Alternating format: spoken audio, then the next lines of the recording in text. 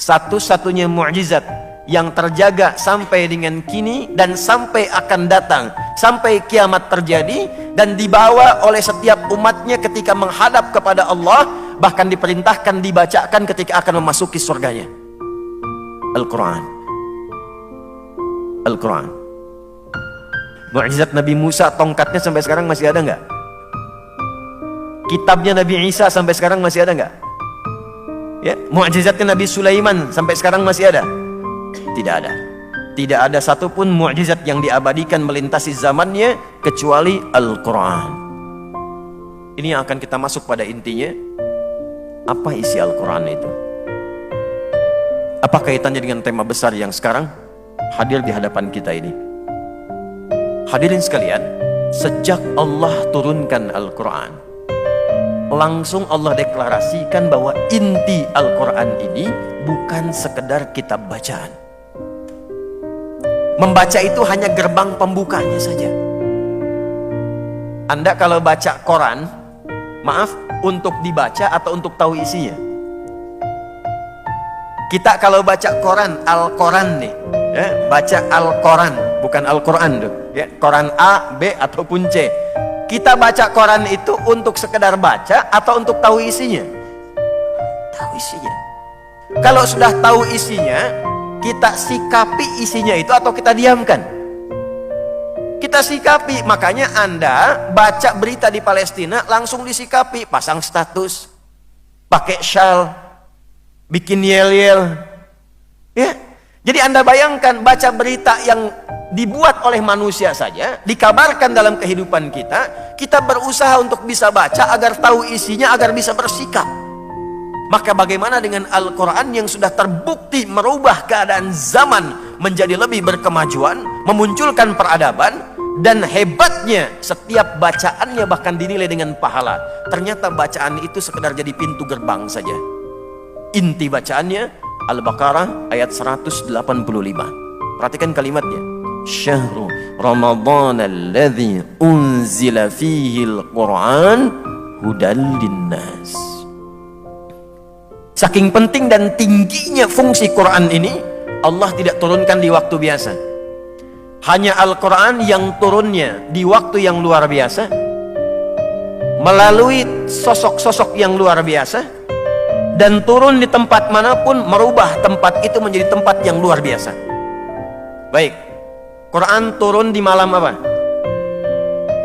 Malamnya disifati dengan malam Al-Qadar. Nggak ada malam ini sebelumnya. Begitu turun Al-Quran, status malamnya naik menjadi malam Al-Qadar yang nilai pahalanya melebihi 1000 bulan. Jadi kalau tadi teman-teman, saya dengar sholat malam tadi kan, tahajud tadi malam kan, pahalanya berapa?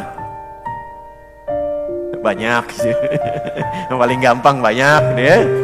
Baik, jawab pakai Quran. Quran surah ke-6 ayat 160. Man jaa'a bil hasanati falahu asyru amthaliha. Siapa yang mengamalkan perbuatan bernilai akhirat, semua amalan bernilai akhirat disebut hasanah namanya. Nah, salat dalam Al-Quran disebut hasanah.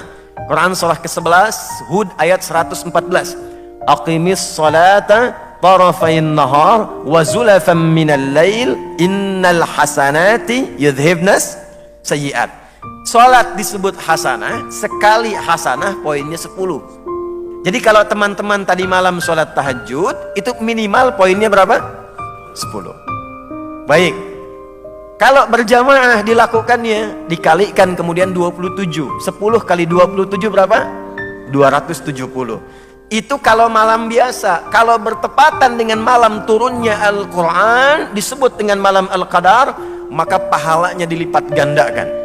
Karena kemuliaan Qurannya dikalikan lebih daripada 1000 bulan. Jadi kalau kurang lebih dikonversi 1000 bulan saja kurang lebih 82 tahun.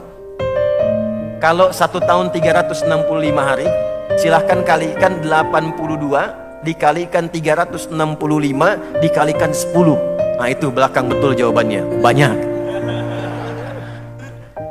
Itu barokahnya turun Al-Quran.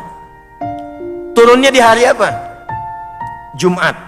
Ketika Quran turun di hari Jumat, Jumatnya berubah menjadi Sayyidul Ayyam. Sayyidul Ayyam. penghulu semua hari. Turun di satu bulan, bulannya berubah menjadi bulan yang mulia, Ramadan.